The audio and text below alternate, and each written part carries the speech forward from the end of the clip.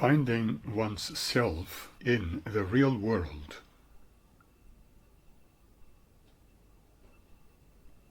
Joy and meaning and the intensity of being in this moment. These are not foreign or distant dreams far from the daily world of life. Transcendence, a mysterious sense of unity with the cosmos, is not for Eastern mystics alone. It belongs to everyone. These experiences can be found within the real world, through awareness of our own inner selves. All one needs to do is to find a way in the real world.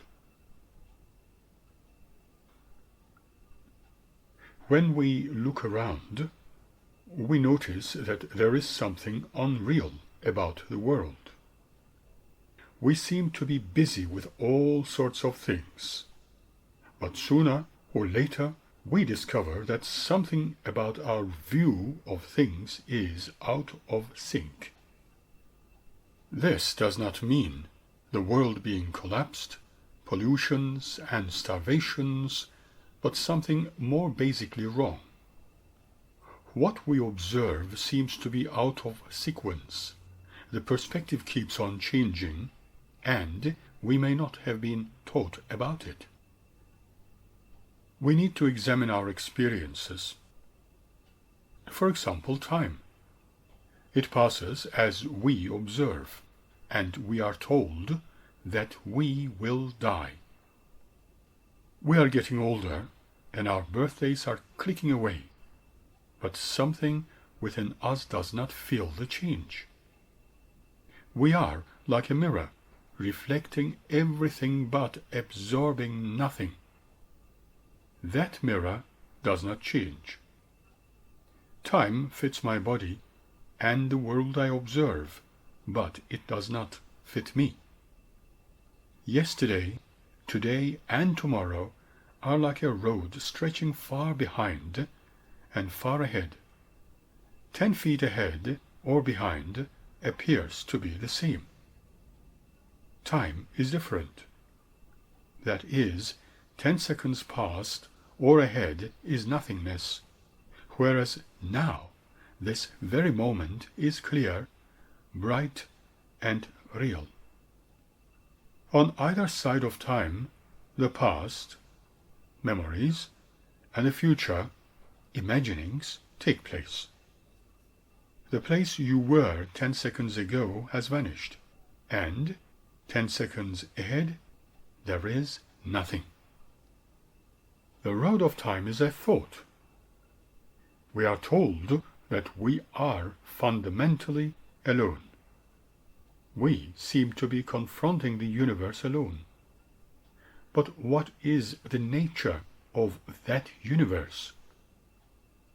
Scientific realists tell us that the universe is an orderly biochemical machine composed of electrical charges, yet it is meaningless, indifferent, and purposeless.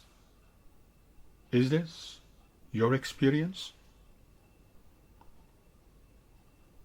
Surely, you too were touched by something from that outside world, people, music, friendship, or love. That is what we are discussing. A moment when you felt connected or exalted, sensing a joyous reverence, recognition, and gratitude at finding yourself in that place. One might think that those experiences are the infantile derivatives of wishes, fears, or early memories. Could it be that this explanation is something we have all swallowed but never been able to digest? How can you be alone when you love? Engage yourself in work or play. There is only one way to be alone, and that is by thinking about it, because the thought creates the aloneness, and the concept becomes the problem. When you walk the streets and live your life, your world is charged with meaning. It is filled with purpose, whether conflicting or aligned, at every level.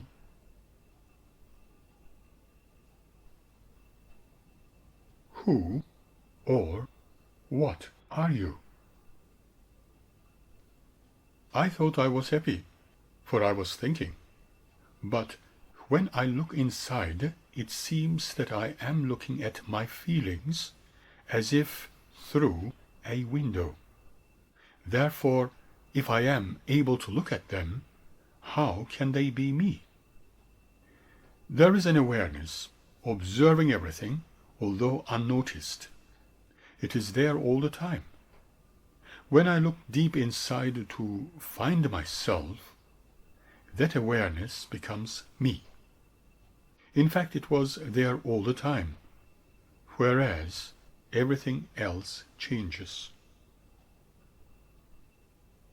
For a brief moment, close your eyes and ask, have I disappeared? Now block your ears. Have you disappeared? You see, no matter what part of the world or feelings you make disappear, you stay there all the time. What is that place? I'm a psychologist, a philosopher, a thinker, an artist, and am called by a certain name.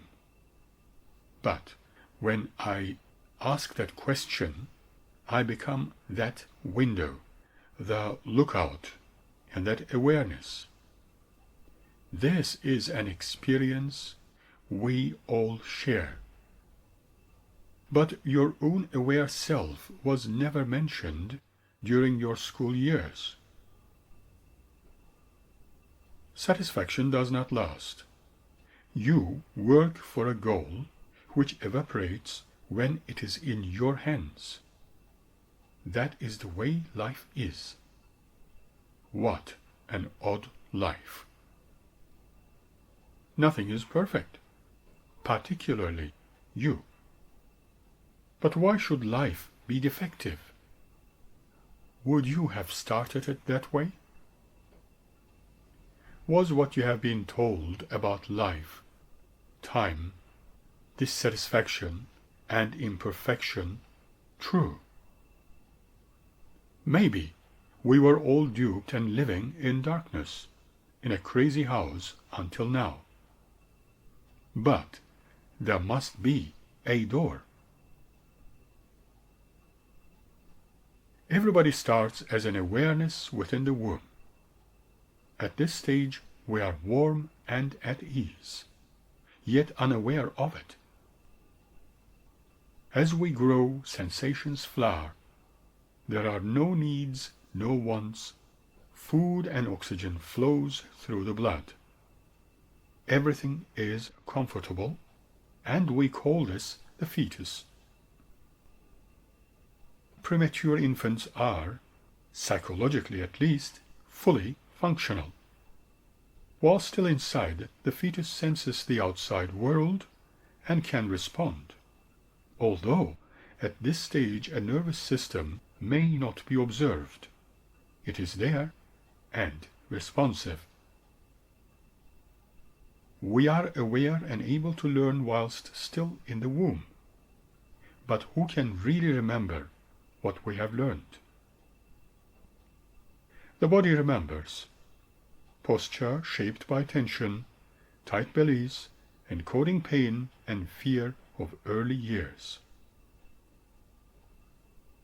When you release the tension, the past floods forth in emotions, words, and gestures. Yet what the body remembers every day, the mind does not recall. The pattern of our life remembers. Unconscious or subconscious. By what we choose, we remember the past.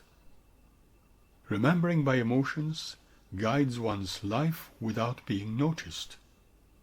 Vibrations speak in their own way, and the fetus feels them. Mantras and words repeated endlessly can reach each cell, still the mind, and set free the energy of bliss. We sense anger, joy, sadness, without the need for words. We feel them.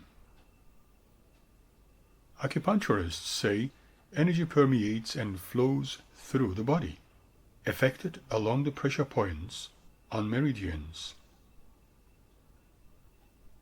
Between the mother and child there is no barrier. You two were bathed in energy within that environ before your birth. What did you learn? More than one may believe. The serenity, agitation, depression, subtleties of voice and movement paint a portrait of the world. Emergence into the world is a tremendous relief after the inconceivable stress of the pelvic journey. The contrast with the previous state is so great that it will not be matched during the entire earth life which follows. Soon after birth, initiation of breathing and the security of mother's arms mark the beginning of the next phase. We may think we do not remember, yet there are memories deeply buried in us, although they may not be visual in nature. Patients who had been taking LSD experienced similar patterns, reliving their birth, mentally and physically portraying the pelvic journey. This journey ended in expansive bliss. Birth creates a pattern around which the human being groups events of later life. However, soon after, the human experiences a relentless curse called automation. Whatever we do becomes an automatic pattern, not needing our attention. Watch an infant struggle to its feet, intensely focused on its basic task. It sways perilously, staggers forward, sways again, and falls back solid onto its rump. Totally absorbed, it tries again. 2 months later, standing without concern, it toddles rapidly to its mother, all attention fixed on the bottle in her hands.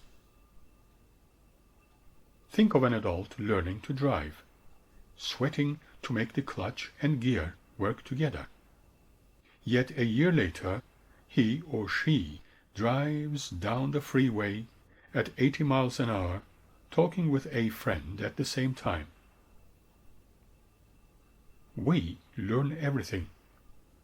We must first learn to see the world of mixed-up colors and shapes. The human body also teaches. The mouth informs the body with openings and closings. Open that book, baby. The baby is puzzled. It opens its mouth first and the book after. We learn every minute of our lives about reality from those who learned down through the generations. Learning patterns, layer upon layer, built up our world. We are now programmed to function automatically. Do you remember the very first steps you made when you started to walk? Humans have learned about the object world, but could not do so without selection. Objects and their meanings rule the day. Selection has a price, and human beings forget what they have left behind. Infant years are blank, and so are the childhood days. Now imagine the infant's world. Sensations separate the baby from the world. As time advances, some go and some stay, becoming inside and outside later. Pain, loss, and intention separate the world into us and them. Yet the separation of the inner from the outer is not clear. The world just happens. We tend to objectify our world and others in it. 18-month-old children generally treat contemporaries as physical objects or disregard them altogether. At this time there is no self. Your memory, thoughts, and sensations make up the world. You have acquired an unself-conscious will. It is very possessive and slow to emerge. When 12 months old and about to walk, there is no sense of personal possession and no distinction between one's self and others. Possession comes much later, and if you notice, possessive pronouns are used first. When 24 months old, pronouns like mine, me, you, and I come into use. Mine leads to me, the object, and you, the object, and finally to I, whose shape and meaning are ruled by the possessive mode. In reality, we serve our own selves and our own purpose, and the purpose guides the rest. In the beginning, the human being just exists, profused with blood and vibrations of the then world. During birth, humans struggle for the first time. The fetus contracts to shut out pain and regain control, changing the turbulence back into peace. However, the action mode sets priorities as the human learns about mine, me, and you. Now, possession shapes the self and the world. The body teaches the mind, and the mind instructs the body. As the body of the infant is synchronized and directed to a target, object thought is born. That target or thing, an object, that thing, a thought, are linked, welded tight until human thought blankets the perception. Thinking is for action, acquisition, and control. Thinking guides effort until thought becomes effortless. All is for a single purpose, a mode of being in the world. Day by day the body and mind coordinate, learning control and how to manipulate the world. Action mode becomes the norm, and reception is used for sleep, food, and comfort. Conscious doing is the essence of action mode, while allowing is the essence of the receptive. Take a full breath. Breathe in and then out, and notice the difference in your state of mind during those two phases. An infant's body loosens and relaxes as the warmth flows in, making them receptive to the world. In the early weeks, all is intake, all is relaxation, sleep, and food. Between feeding and sleep, eyes focus on the world. They are active, following, reaching out in interest. The motive differs, yet the function remains the same, to act upon the world. A mode of living has begun. Life as acting, doing things to all the objects of an object world to bring possession and relief. A baby reaches for the bottle, brain intent, eyes focused, arms extended. Into the mouth pops the teeth, and what a change! The body softens, eyes cross, arms relax, and then comes sleep. All the functions are eased, immersed back into a resting world. The action mode yields to the receptive, phasing back and forth. Reception dominates the infant's life, but as the human acquires the whole world, it recedes. As the schooling continues, the action mode rules the day more and more, creating thought to plan its actions. Then thoughts detach from those sensations, becoming self-sufficient, and an abstract world is born, wherein thoughts seem to be real. Memory builds a past, and imagination a future. Between them, they establish time. On inhaling, thinking tends to stop. On exhaling, however, energy flows out. Vision and thinking become sharper, and boundaries clearer. When manifesting in the action mode, electrical currents of the brain are fast and short. Muscles tense and eyes focus, while the sensual recedes. When in receptive mode, the senses unfold, vision softens, and muscles relax. The words we use are from the object world, a world we have created in the action mode. We discriminate with them and divide the reality into pieces. Objects have many names according to need and function in the action mode, yet sensations have few. We can discriminate 1,000 hues of a color, but not name them. Feelings are the same.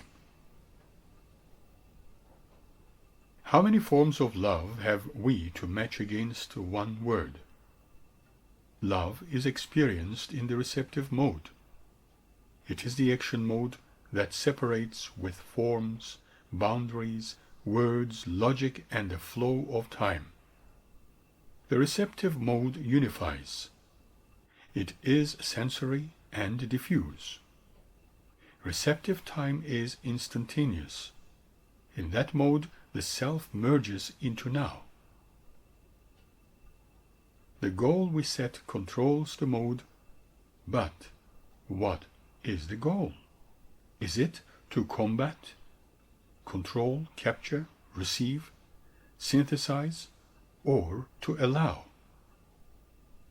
It is not activity versus passivity. We need both modes. Each has its place and function. However, they can both blend. You can work in the garden while at the same time be receptive to the breeze, the soft earth, and the beautiful roses. The primary need begins in the womb, pervading the childhood years, training the human being in the action mode. That which should be familiar is perceived as strange. Years later, people may go to special schools to learn receiving to regain the mode with which their life has begun. Until then, the receptive mode is obsolete, but is not forgotten. There was a time when meadow, grove, and stream, the earth and every common sight to me did seem, apparelled in celestial light, the glory and the freshness of a dream, writes Wordsworth. Glory? Not likely in a child, but when adults recover their receptive mode and grow to a new wholeness, recruiting to the soft, wide span of childhood vision, the complex meanings of adult thought, then perhaps glory.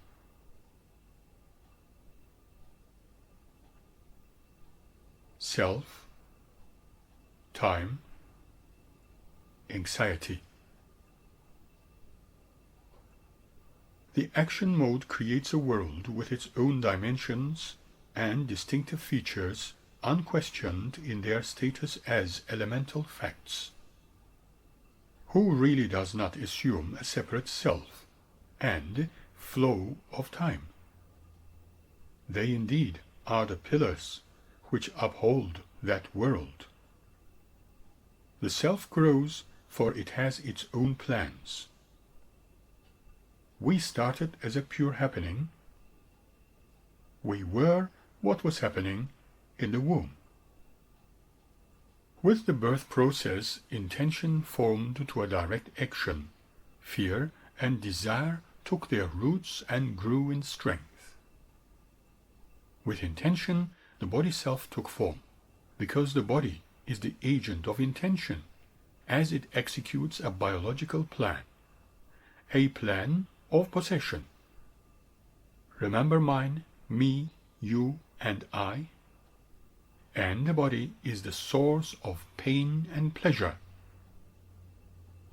Such qualities dominate our sensory world and are so compelling, for they define what belongs to self, and their authority is never questioned.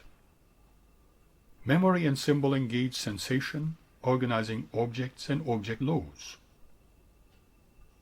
Others see your body as an object, and that assists you to do the same. What a pretty smile you have! Wave your hands. The body possesses, and that is the game. Here is your bottle. Give me the ball. Do you want that doll? What the body hugs belongs to self. First the ball, then the reaching arms, then the body of the reaching arms, then the reaching wish produces me, all objectified into the landscape of the object world seen from a window. That window frames the world. Behind it there forms an object, I. A solitary self is born.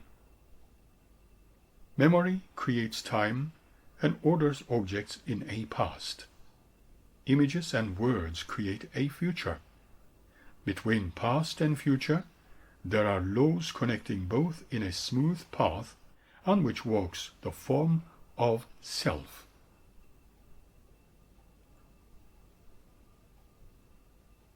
Now imagine a cage of tigers. The trained object stiffens to the whip of arrayed logic in demonstration of predictive power. An applause and silence. And now appears another character, anxiety. What if the tigers jump and make a meal of the maestro?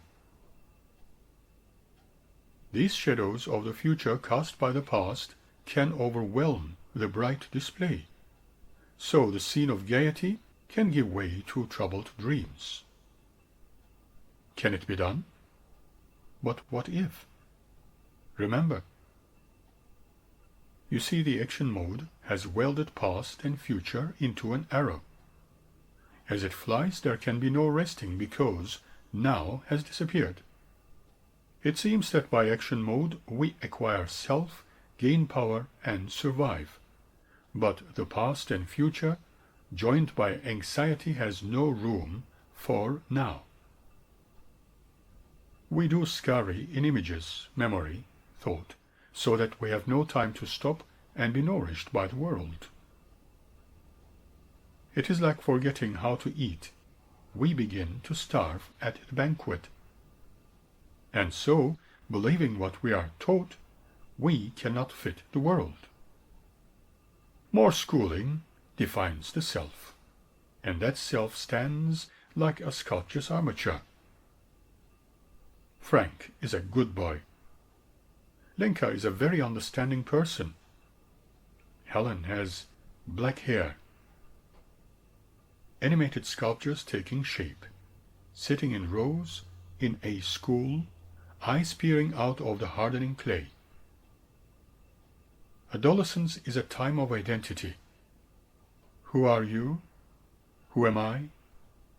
The clay figures are staggering around the room after such a difficult new birth. You tell me, and I will tell you. Maybe we'll find out. Just more clay. Furthermore, adult statues serving as guides are so stiff that they have already forgotten what the young ones can still feel. It looks fine, but it does not feel right, and so the clay binds and crimps in all the wrong places. The memory of freedom haunts the room.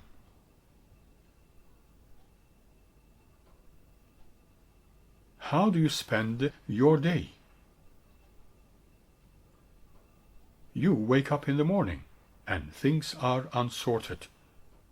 You get up, wash your face, brush your teeth, enjoying without realizing the sensations of your present moment. Before long, your thoughts begin, remembering, planning, and drifting briefly into fantasy. You fly through your breakfast, only occasionally aware of the taste of the food, texture, colors, and light within the room. Your day of fantasy has begun. A morning paper, radio, or television absorbs your attention with 1,000 details, for they fill the spaces between thought and memories. You get into your car, the bus, or train, and go to work. Buses and trains hold rows of people, as in morning prayer, heads bowed over their texts, swaying in silent, somber attention. Some look out of the window, others in dreamland. Finally, the job. Absorption in a task provides some relief, but as you know, symbolic satisfaction sets the pace. Victories of effort allay fear, promote pride, and provide assurance of control and worth. Success means all the dreams will turn out well, and images are warm and bright. The 1,000 faces of the others, mounted on swivel necks in neutral position, while the issue is in doubt, at the moment of success, swing towards you. But the glow does not last long. The heads soon swing back to neutral, should you falter, and they swing the other way, transformed into a crowd of departing strangers. Yet the task is good. It may demand you to focus your attention, eliminating thoughts and images as you exercise skill. The effort continues. Tiredness ensues, followed by lunch, usually a social event where you can talk, laugh, and there are no demands. But did you taste your food? Back to work, wrestling with the future in the landscape of your phantom mind. If you are lucky, a brief suspension of concern and will may take place.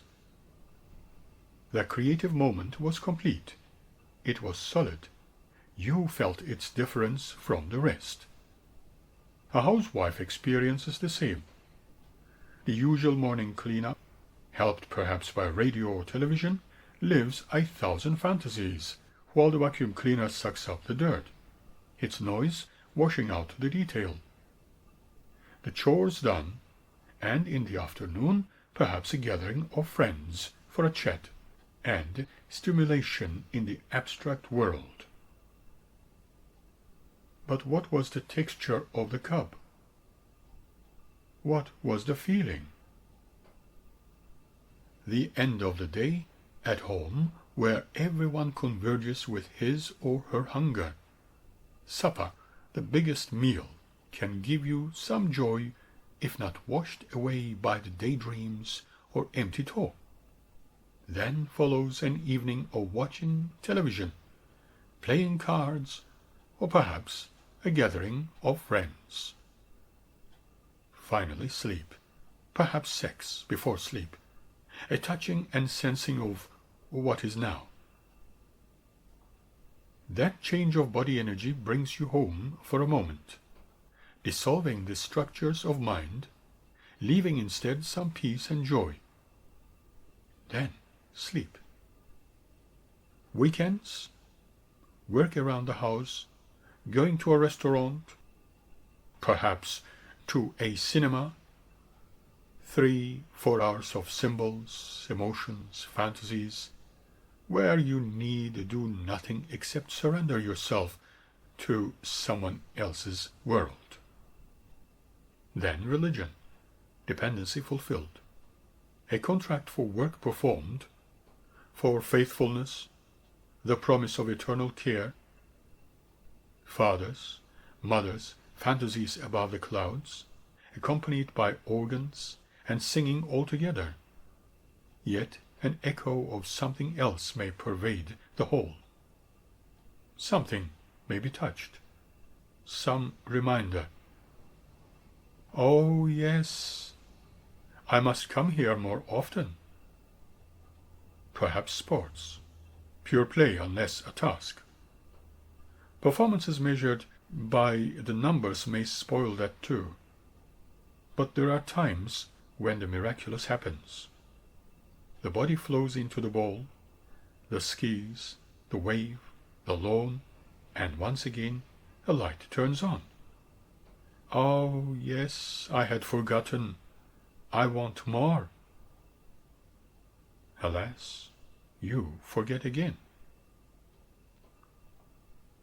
Sports may mean watching in a stadium or on television, giving one's self up to another dream. At the end, you are elated by a vicarious victory or angered by defeat, feeling a little drained, a little fuzzy in the head, a sign of fantasy.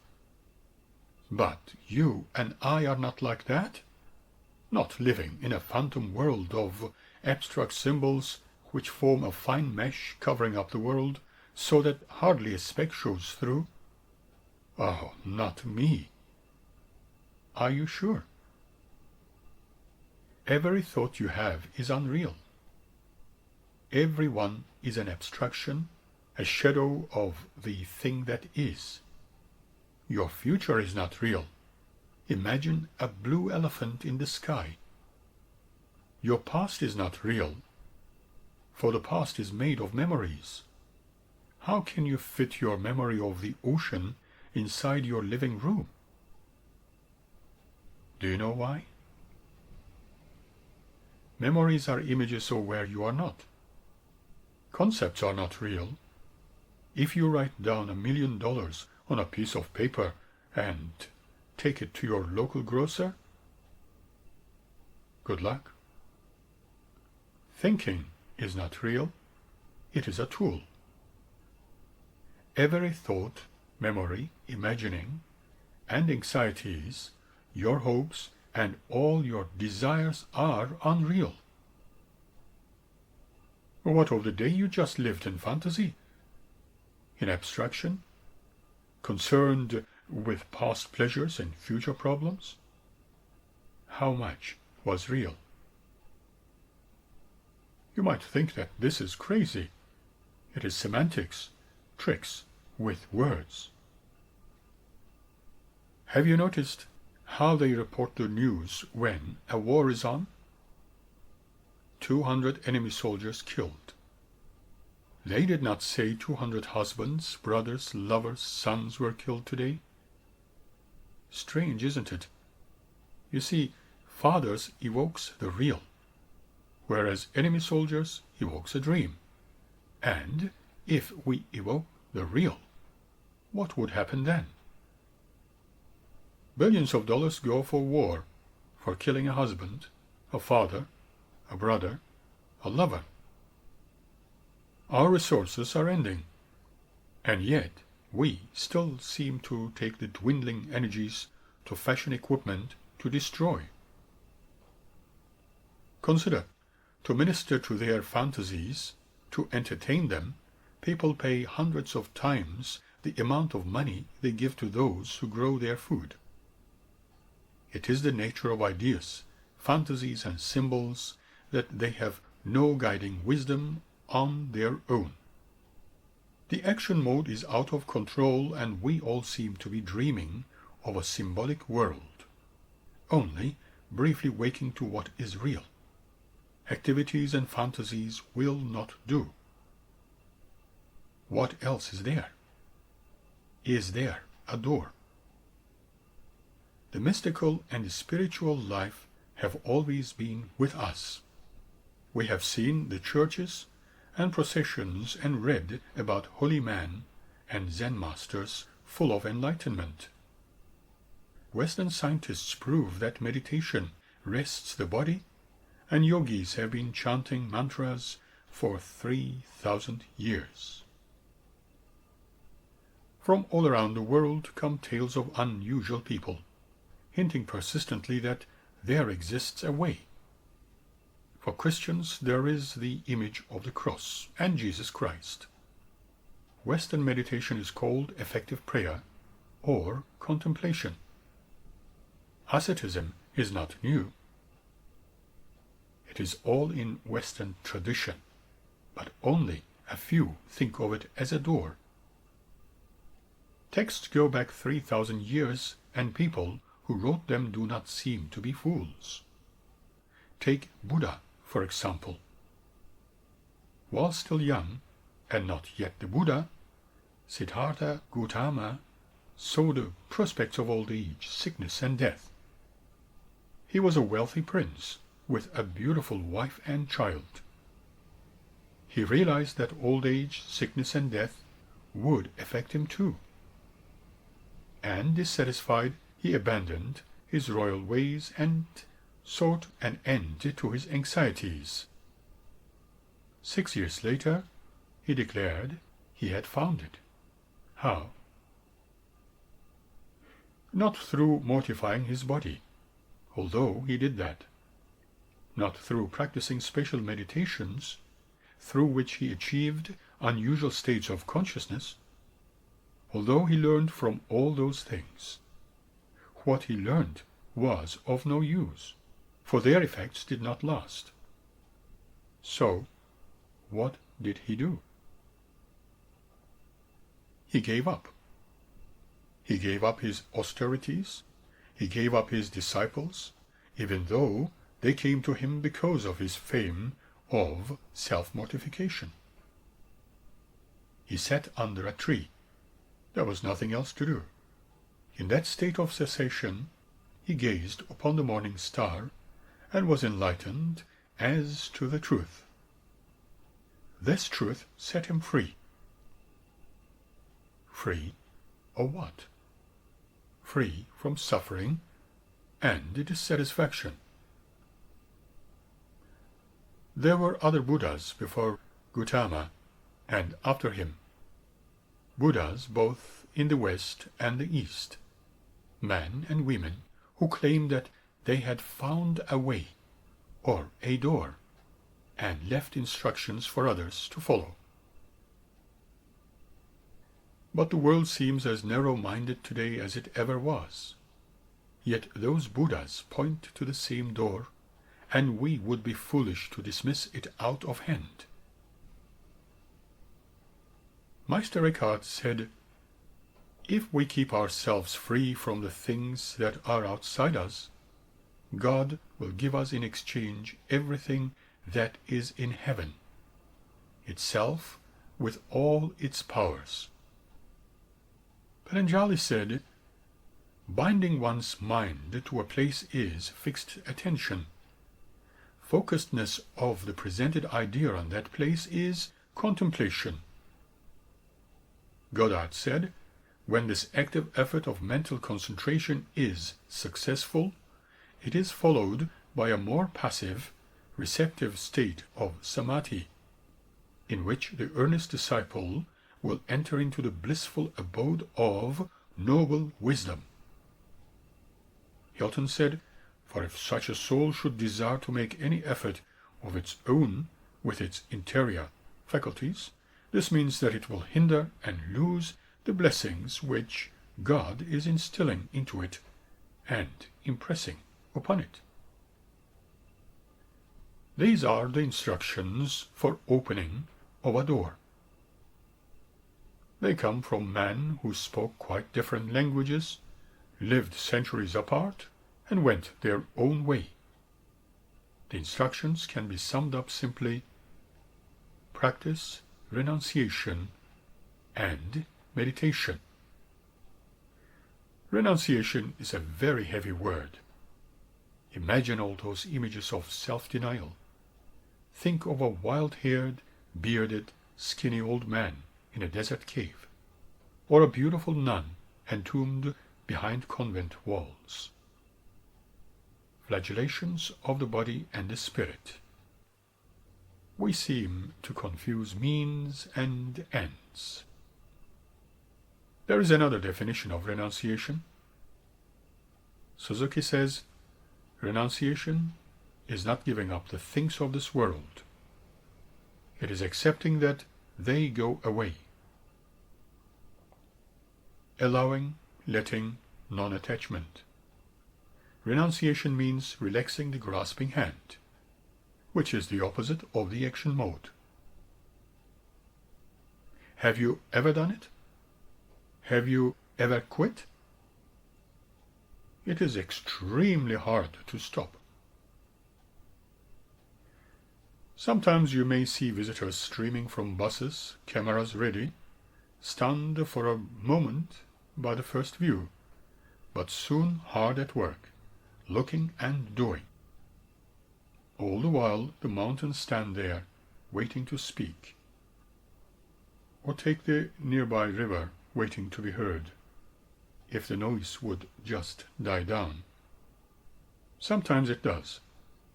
You see, sometimes one person's mind, blessed by fatigue or sudden shock, just stops. Although his eyes are open, he is listening, and the whole world comes in. That is meditation.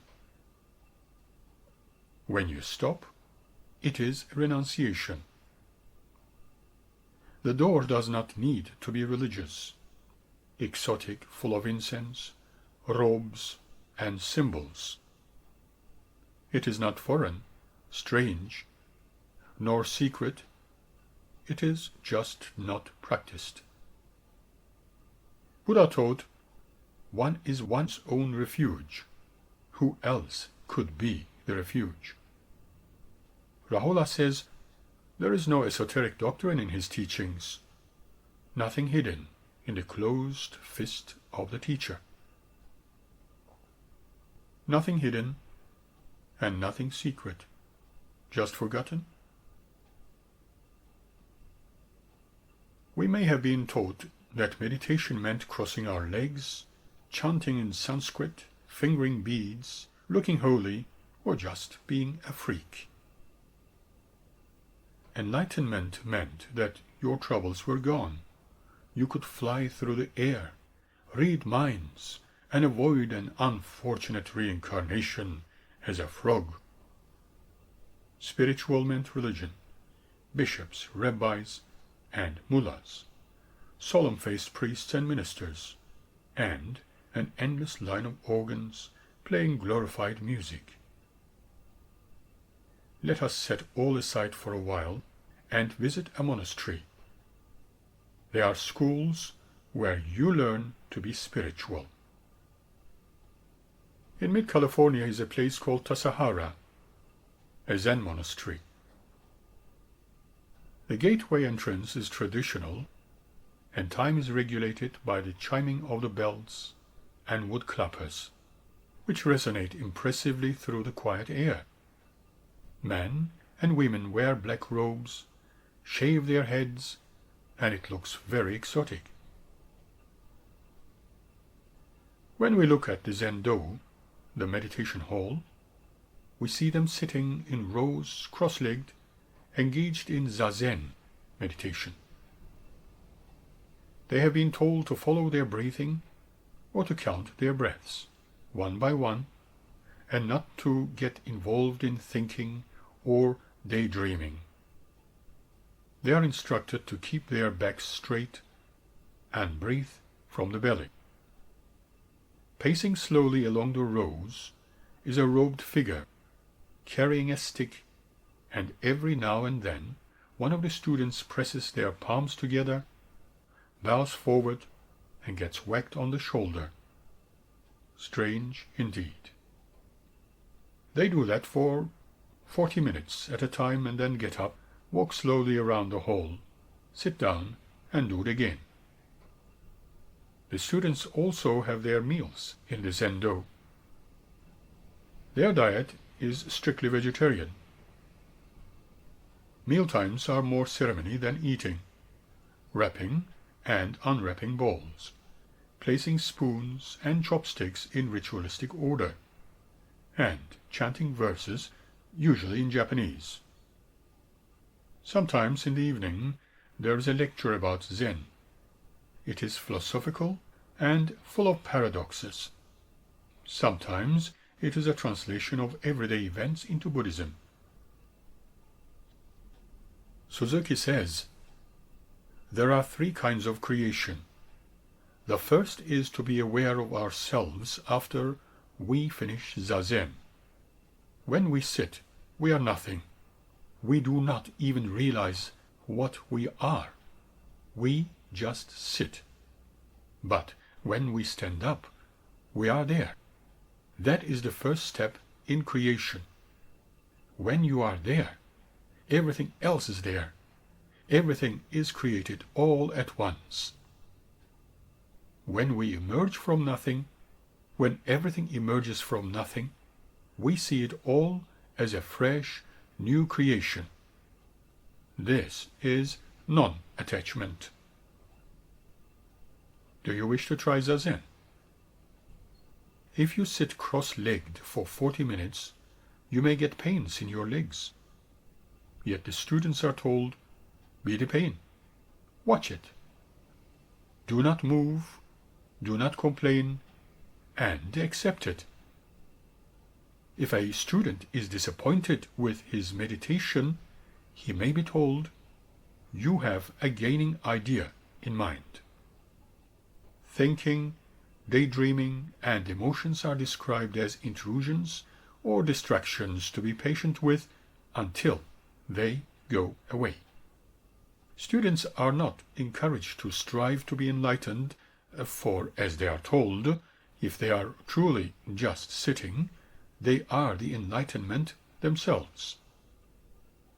The person meditating is not supposed to do anything else except sit. This is sensory, concrete, and perceptive. Tassajara is a communal society. There are some status rewards, but not in the monetary sense.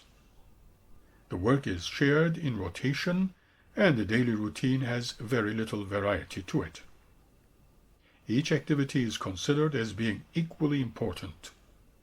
Washing clothes is as good as walking in the woods. There are no televisions, no radios, no videos. However, about 3 times a year, there is a week of intensive meditation called sesshin, in which the students spend 7 days sitting in meditation in the Zendo from before dawn to late at night. Occasionally they may have an interview with the Zen master. But what does it all mean? Assuming there is something to it, what is that something? What does it contribute? What are its limitations? One cannot judge it well, especially from outside. Yet an interesting consistency emerges when one thinks of the rituals as being techniques pursuant to a goal, teaching the receptive mode. Zazen, or just sitting, is the opposite of all things we learned to do. We learned to move our minds from sensation to thought. We learned to move and see, hear and touch automatically, freeing energy for thought. Now we can think and yet be only half aware of sight, touch and sound, thought dominating our conscious lives. But when we meditate, what are we doing? It does not matter whether it is yogic, Zen or Christian. Meditation deautomizes the generation of our thoughts by sending us back along the developmental path. Sensations receive our attention, while thought is ignored. The attention energy withdrawn from abstractions is reinvested in perception. Whether breathing, chanting, saying mantras, or zazen, the focus is the same. Whereas the action mode controls, the receptive mode allows, and meditation is allowing. Sitting in the Zendo for hours, students learn the receptive mode, the one they started with, but put aside, and are now renewing. The penetrating sound of bells and chimes stops thought and hangs there, shimmering, teaching the mind to follow it into silence. Long robes slow you. A deep bow stops you. The ritual at lunchtime receives full attention. Silence helps shift the organismic program from the abstract future to the sensory now. Linear time, the pillar of our usual world, is undermined by hours of sitting and counting breaths, by merging one day into the next through monotonous routine. The Holy Scripts too preached aims at motivation, all our motives programming our perceptions and our purpose organizing our world. So, acquisition is the first to go, the primary purpose of the action mode. The self is fired at by sermons teaching that ego is an illusion, by standardizing clothing, posture, work, meals, and by minimizing speech. Death, the focus of an anxious life, is discredited. Pain, the prod which taught us boundaries and motivations, is challenged and dismissed in meditation. You are told, be the pain, and keep on sitting.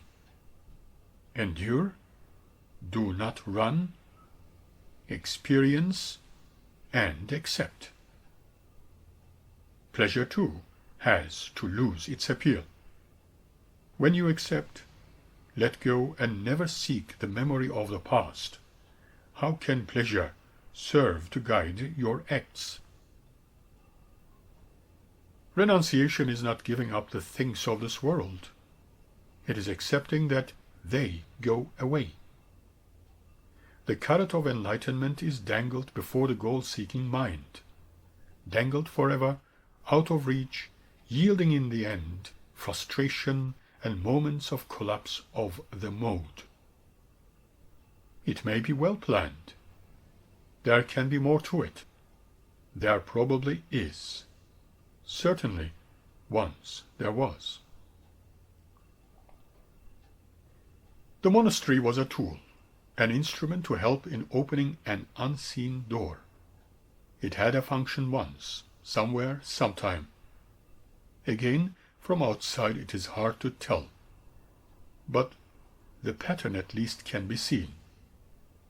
It is working to shift the organism's plan from control, manipulation, the action mode, to allowing, letting and receiving, the receptive mode. There is nothing mystical at all. It could be done in many other ways, without robes, sutras, the lotus position, rice, and bowls. In the West, students also sit in a confined room in robes, concentrating on dull, repetitive stimuli. They recite texts from the scriptures for hours. It seems we have our purpose and means confused, and do not understand the mode we use.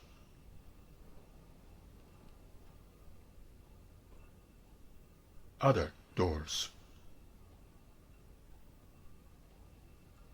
If you were a yogi, would it be different? You would certainly be familiar with Upanishads. It is said, the truth of Atman is revealed when a qualified aspirant, instructed by an illumined teacher, practices the disciplines of self-control, meditation, and inwardness of mind. Not much different. Some paths devote you to a guru or a god. What kind of refuge in one's self is that? Texts go one step further. Halal says, worship the guru until you know the guru is yourself. I am God.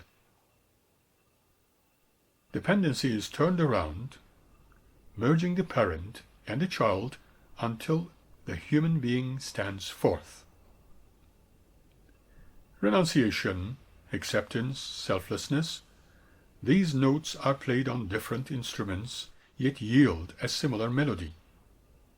Change your goal, and your world changes. Change your inner attitude, change the purpose of your life.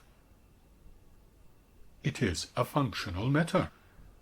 The body-mind obeys your commands. Set your goals to act, acquire, fight, and lo, see what happens. Time is born enabling prediction. Symbols fill awareness, creating plans, giving meaning to an abstract future. A self is built to focus and reflect the plan. Fear and pain assume command, adjusting your responses. Vision sharpens on strategic forms. The incidental drops away, and the sensual is set aside so the target can be clear. Now change the goal, and shift the being, receive the world, and be nourished.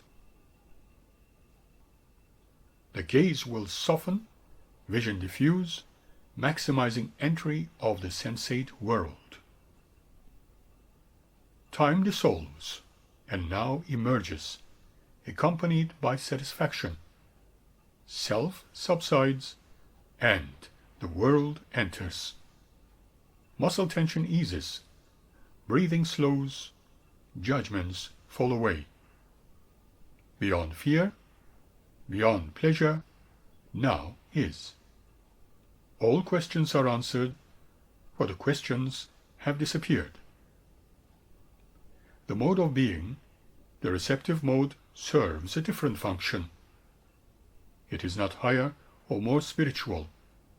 It is simply the other end of the scale. Just breathing in, instead of breathing out. But half a breath cycle is not enough. We need both to live.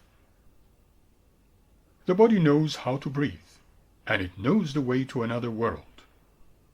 Those moments happen all the time, without a monastery. We do not call them spiritual, but perhaps special, because they motivate us for a brief time to stay with it, come back to it, and have more. If you play golf, when you let the club hit the ball, you just watch, transfixed by the perfect flight, following the perfect easy swing. In tennis, you whip your body into the ball with a smooth, complete, unthought motion, and the ball flashes across the court for the point. There are times when you just go beyond yourself. Something else takes over, transforming all to smoothness, delight, and performance above your head. If there is love, sex can do it, so you may become the flow which takes you out of yourself. Drugs can also do it for a short while, but after they wear off, the door slams shut again, and it becomes harder to return and harder still to live the vision in your daily life. Church can do it, although it is very hard. This is where you are flooded with emotions, saints, sinners, and sermons. It is indeed a miracle that a door can open. Just doing is meditation. Creative work can be a door for many, because to be creative, you have to stop, lay off, sit back, take your chance, and let things flow. When writing, painting, composing, building a house, teaching children, cooking a meal, even feeding the cats, there is something in us which does it better than we can consciously do. So, it is not only big moments and great discoveries. It can be something small, something no one else would know or notice. We tend to take that special moment and cash it in to keep on playing our usual games. Oh, that was great. If only I could do it more often. Spiritual materialism infests the land like a strain of virus. In those moments you are in a different place, tantalizing in its promise of something wonderful that is always there. In those moments you become no self, but you have not disappeared, gone nowhere, nor has the world. But it is different. Fantasies are gone, symbols are no more, and the net is removed. You are free. Unlike the world of self, there is nothing to be added nor done. Nothing is incomplete. At that moment, the world is you, and you are it. Enlightenment? Not yet. But it is a step through a door. You are a mystic now and then. However, it is not enough, and that way is a door, not a destination. Realizing that, you may decide to go to a school. Looking for help, you jump in, sign up, and take the vows, whatever they may be. Full of hope, you pack up and off you go to a spiritual school to be enlightened. Unfortunately, you may have taken along a stowaway between your underwear and toothbrush, your old companion, dependency. Spiritual schools can be for the dependent also. Prayers and mantras, lots of kneeling, robes, incense, relics, magic to summon power from the Big One to make you immortal, unafraid, blissfully forever. Dependency greed finds a home. Satyananda. I like a bit of Sufi dancing. Hey, did you get zapped by Muktananda? He is better than Guru Maharaji. See you around. Have a good one. Spiritual schools have teachers, and teachers become parents to learners who become children. Remember, one is one's own refuge. Who could be the refuge? Said Buddha. Dogen mentions to study Buddhism is to study the self.